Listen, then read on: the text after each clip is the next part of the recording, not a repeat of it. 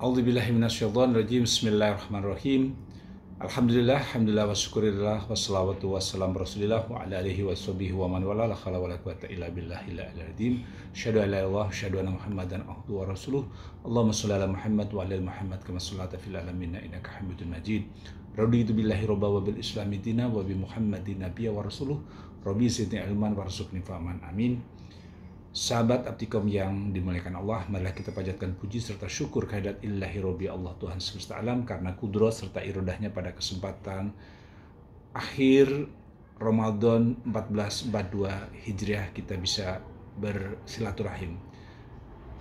Hari ini saya ingin menyampaikan tafakur tentang kolbu melalui ayat-ayat Allah tentang bagaimana karakteristik kolbu.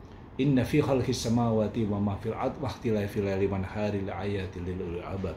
Sesungguhnya dalam menciptakan bumi, sesungguhnya dalam menciptakan langit dan bumi dan silih bergantinya malam dan siang terdapat tanda bagi orang-orang yang berakal. Siapa orang-orang yang berakal? Yaitu mereka yang alladzina yadhkurunallah, yang orientasinya dan bersandar pada Allah. Oleh karenanya, wa may yadhkaru illal ulil albab, dan hanya orang-orang yang berakal lah yang dapat mengambil pelajaran dari firman Allah. Mudah-mudahan kita termasuk orang yang berakal. Dalam Ramadan ini kita memperbaiki diri kita yang selama 11 bulan mungkin kita memiliki masalah tentang akhlak dan kolbu kita. Marilah kita perbaiki seperti Allah menjanjikan, ya ayyuhalladzina amanu kutiba alaikumus syiyam kama kutiba alal ladzina min qablikum la'allakum tattaqun.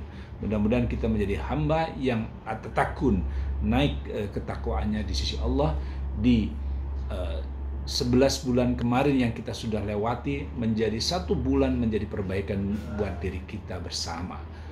Sahabat Aptikom yang dimuliakan Allah, Allah berfirman, wa yaj'alu rijasa alladziina ya'qilun, ya, dalam surat Yunus 100 bahwa dan Allah menimpakan kemurkaan pada siapa? Yaitu orang yang tidak mempergunakan akalnya. Mudah-mudahan kita selalu mempergunakan akal kita dengan baik.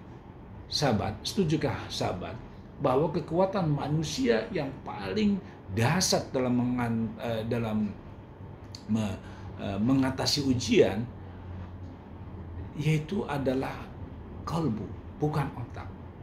Nah, jadi kita sering diuji oleh Allah, tetapi yang menjadi masalah itu kalbu, bukan otak. Sementara hari-hari kita dalam kampus, dalam sekolah kita hanya diajarkan otak saja, kalbunya tidak pernah diajarkan. Nah, ini masalah besar buat kita. Sadari bahwa dengan memahami karakteristik kolbu maka kita dapat memperlakukan kolbu dengan benar. Ya. Sehingga Allah berfirman dalam Asyam 9, ya, Qad aflaha man zakaha. Sesungguhnya beruntunglah orang yang mensucikan jiwa, mensucikan kolbunya. Faqad haba man tasyaha. Dan sesungguhnya merugilah orang-orang yang mengotorinya. 11 bulan mungkin bisa jadi kita yang mengotorinya. 1 bulan Ramadan ini yuk kita bersihkan bersama-sama. Kolbu itu ibarat mesin mobil, sahabat. Desain mesin tentunya disesuaikan untuk tujuan apa mobil itu dibuat. Jadi mobil dibuat untuk mengangkut manusia, untuk transportasi manusia. Berbeda dengan apa tujuan Allah menciptakan kita manusia. Wa ma khalaqtul jinna wal insan illa liya'budu. Aku tidak menciptakan jin dan manusia kecuali untuk ibadah. Ya, kecuali untuk ibadah. Nah, manusia diciptakan untuk ibadah. Apakah benar setiap tindakan manusia itu otomatis semata-mata karena Allah, karena ibadah? Ternyata tidak, sahabat.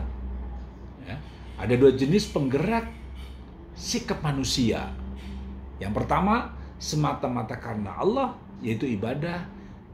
Dan yang kedua, hanya menuruti egonya, hanya menuruti hawa nafsunya. Ini yang menjadi masalah besar buat kita.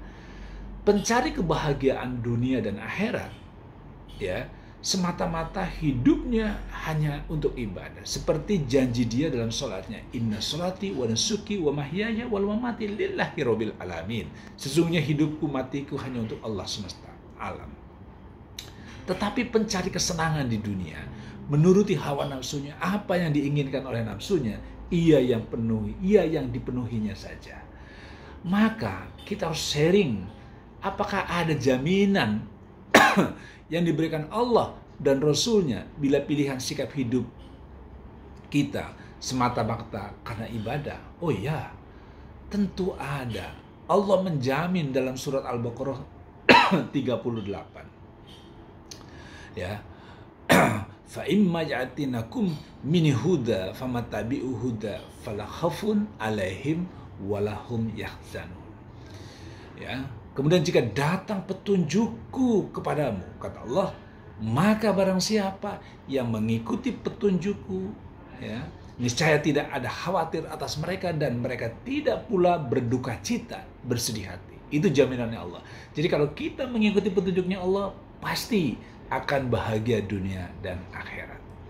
Sahabat, Rasulullah juga pernah bersabda, bila engkau bekerja untuk dunia, maka engkau akan mendapatkan dunia. Namun bila engkau bekerja untuk akhirat, maka engkau akan mendapatkan akhirat dan juga sekaligus sahabat mendapatkan dunia pula. Kalau begitu bagaimana Allah mendesain kolbu kita? Desain kolbu kita bila digunakan untuk ibadah plong, enak, nyaman, ya. La ilaha illallah, lillahi ta'ala. Tapi bila digunakan untuk, ya, memuaskan ego kita, memuaskan nafsu kita, masuklah ilah-ilah lain, menjadi syirik. Menjadi syirik. Ternyata, sahabat, Allah mendesain kolbu manusia selaras dengan tujuan Ia menciptakan manusia. Wa ma khalaqtul jinna wal insan illa liya'budu.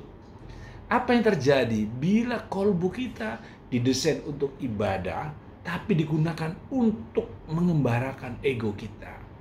Pastilah keharmonisan jiwa kita terganggu. Itu yang membuat kita jadi stres. Itu yang membuat kita menjadi masalah. Kenapa kolbu digunakan untuk ego jadi error, jadi stres? Karena otomatis masuk ilah-ilah. Inilah yang menyebabkan timbulnya khawatir, resah, duka, gelisah, stres.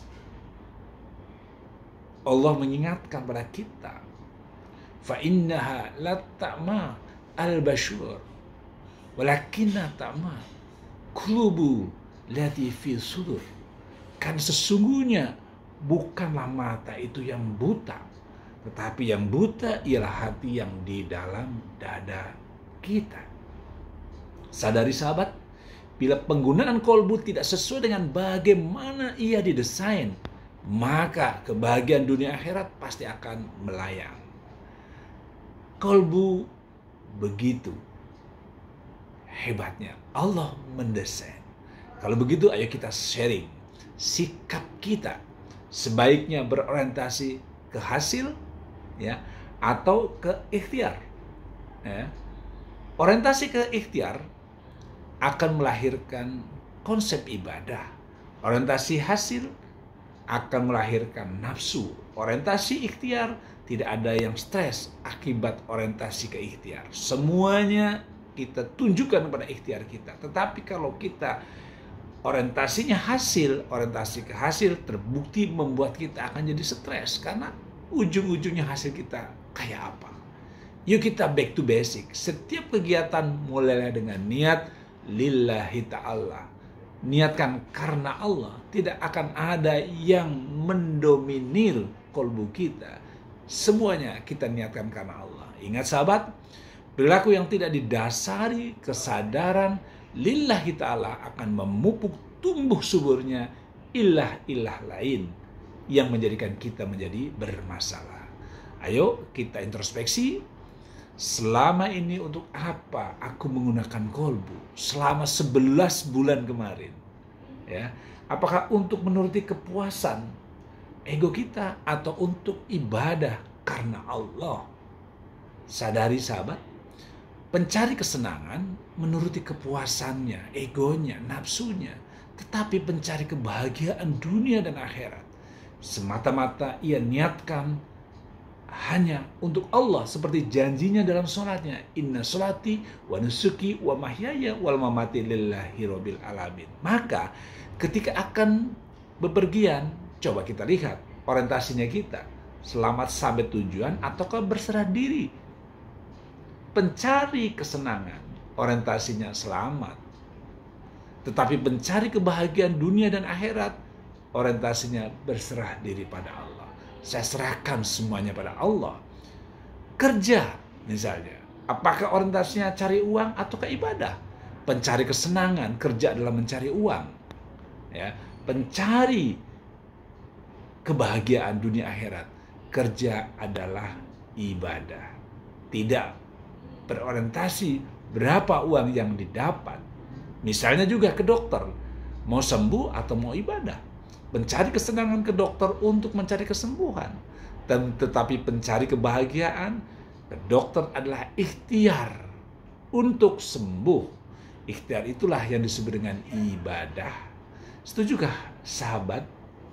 Mendapatkan uang ataupun kesembuhan adalah dampak. Sedangkan tujuan utamanya adalah ibadah. Sehingga dengan demikian, tujuan harus selalu ibadah. Sedangkan kesenangan hanyalah merupakan dampak dari ibadah kita. Bukan semata-mata itulah yang kita cari dalam bekerja itu hanya uang.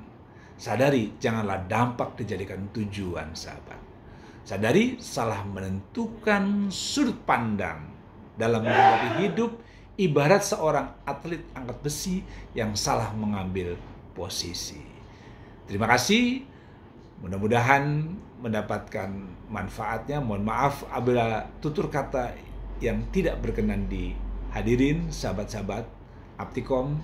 Marilah kita akhiri doa akhir majelis. Subhanaka Allahumma wa bihamdika asyhadu an la ilaha illa anta astaghfiruka wa atubu ilaik. Alhamdulillahirabbil alamin wa billahi taufiq wal hidayah. Assalamualaikum warahmatullahi wabarakatuh.